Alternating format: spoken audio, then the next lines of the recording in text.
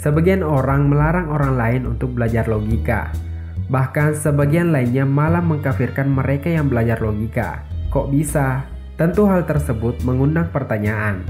Apa sebenarnya yang dipelajari dalam ilmu logika? Apakah ilmu logika adalah ilmu hitam yang menyesatkan bahkan membuat yang beriman menjadi kafir?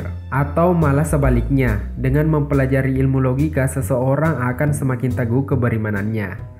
Yang jelas kita tidak dapat menghukumi sesuatu tanpa mengetahui sesuatu yang kita hukumi tersebut.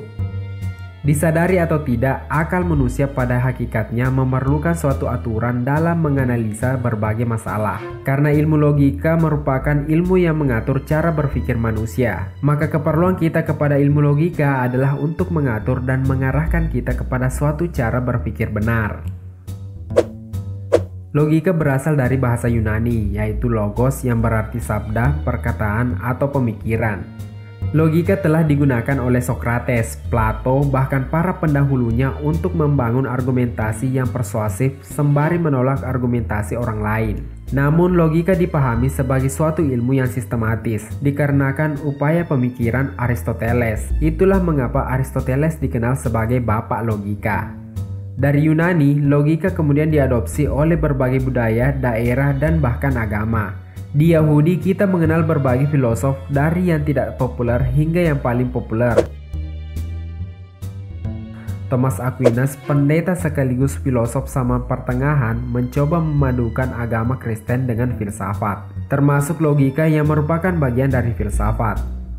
Sementara dalam tradisi Islam, pembelajaran logika mendapat puncaknya sekitar abad ke-2 Hijriah atau abad ke-7 Masehi, di mana buku-buku Yunani khususnya logika filsafat diterjemahkan ke dalam bahasa Arab yang dipelopori oleh Hunain bin Ishaq.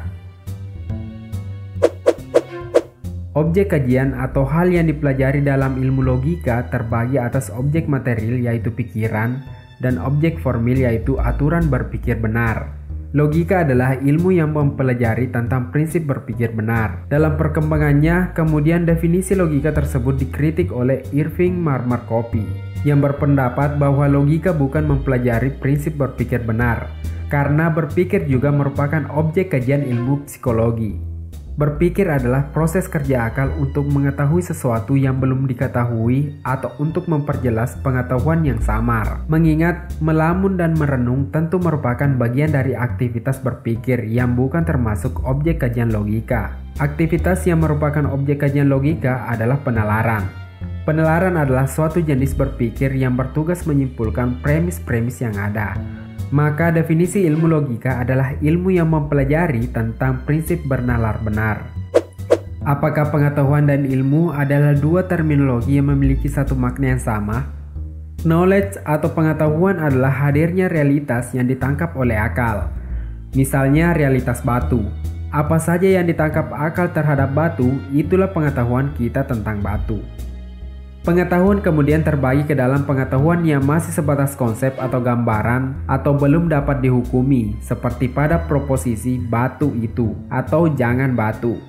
Dan pengetahuan yakin yang sudah dapat dihukumi, seperti pada proposisi batu itu hitam atau jangan memakan batu. Seyakin apapun kita terhadap suatu realitas, seperti pada proposisi batu itu keras, namun kita belum menemukan alasan detail mengapa batu itu keras, maka hal tersebut masih dikatakan pengetahuan, bukan ilmu. Jadi pengetahuan merupakan suatu informasi universal yang tidak sistematis. Sementara ilmu adalah informasi yang partikular yang sistematis. Dalam logika modern, ilmu terbagi ke dalam ilmu a posteriori dan ilmu a priori.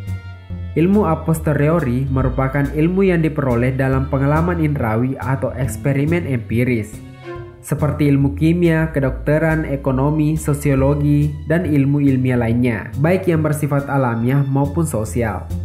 Sementara ilmu a priori adalah ilmu yang diperoleh tanpa pengalaman indrawi dan eksperimen empiris, namun bersumber dari akal sendiri seperti filsafat, hukum, etika, termasuk pula logika. Pengetahuan dapat kita peroleh melalui apa yang disebut alat atau instrumen pengetahuan. Kalau dalam musik, instrumen musik adalah gitar, drum, trompet, dan sebagainya. Instrumen adalah sesuatu yang dipergunakan untuk memperoleh sesuatu yang lainnya. maka gitar adalah alat yang digunakan untuk memperoleh musik. Lalu apa saja sih instrumen pengetahuan? Yang pertama, panca indera. Tahapan pertama sekaligus yang paling sederhana untuk memperoleh pengetahuan adalah melalui panca indera. Kedudukan kelima panca indera ini sangat penting dalam proses memperoleh pengetahuan. Meskipun indera penglihatan dan pendengaran seringkali disebut sebagai indera yang paling penting.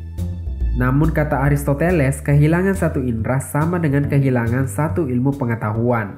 Orang yang buta tentu tak akan dapat melihat warna, sebagaimana orang yang tuli tentu tak akan dapat mendengar bunyi.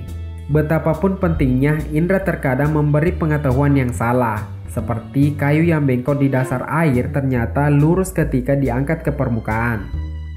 Itu berarti dibutuhkan instrumen pengetahuan lain yang dapat menutupi kelemahan dan kesalahan indera. 2. Alam hayal. Alam hayal atau imajinasi mampu menangkap bentuk-bentuk sesuatu dan warna yang diperoleh dari indera. Gunung emas yang tak ada di dunia nyata dapat tertampung di alam hayal.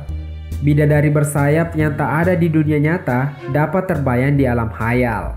Itu semua dapat terjadi karena alam hayal juga berfungsi menggabungkan bentuk-bentuk segala sesuatu. Fungsi yang lain yaitu membandingkan. Ketika kita membandingkannya di alam hayal, contoh, pohon kelapa lebih tinggi dengan pohon jagung. Seniman seperti Picasso dan Leonardo da Vinci sering menggunakan imajinasinya. Bahkan Wright bersaudara mengawali rancangan pesawatnya di alam hayal. Mereka menggabungkan bentuk burung serta teknologi mesin dan besi. Yang ketiga adalah akal.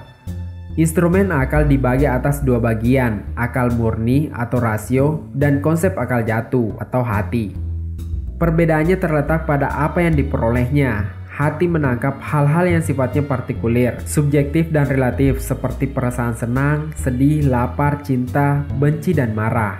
Sementara akal murni menangkap hal-hal yang sifatnya universal, objektif, dan mutlak. Persamaan keduanya terletak pada kemampuan penangkapan hal-hal yang abstrak atau tidak dapat diinderai. Keduanya juga mampu menangkap substansi, intisari atau nama-nama segala sesuatu. Tidak sedikit ilmuwan, agamawan, dan filsuf yang berpendapat bahwa inti dari kemanusiaan adalah akal. Dalam melakukan atau mempelajari apapun, manusia yang bijaksana tentunya mempertanyakan manfaat dalam melakukan atau mempelajari sesuatu tersebut. Apa sih manfaat mempelajari ilmu logika? Kita tidak mungkin mendapatkan hasil yang benar, tindakan yang benar, dan perkataan yang benar jika tidak dimulai dengan berpikir benar. Karena berpikir adalah awal mula terciptanya segala sesuatu. Logika hadir sebagai pengatur cara berpikir seseorang hingga berpikirnya menjadi benar.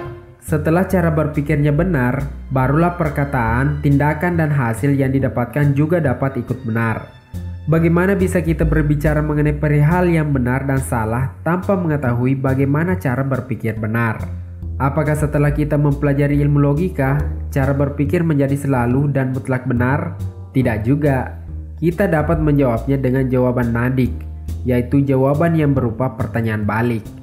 Bagaimana dengan kita yang belajar bahasa Indonesia tapi masih banyak kesalahan dalam penggunaannya sehari-hari?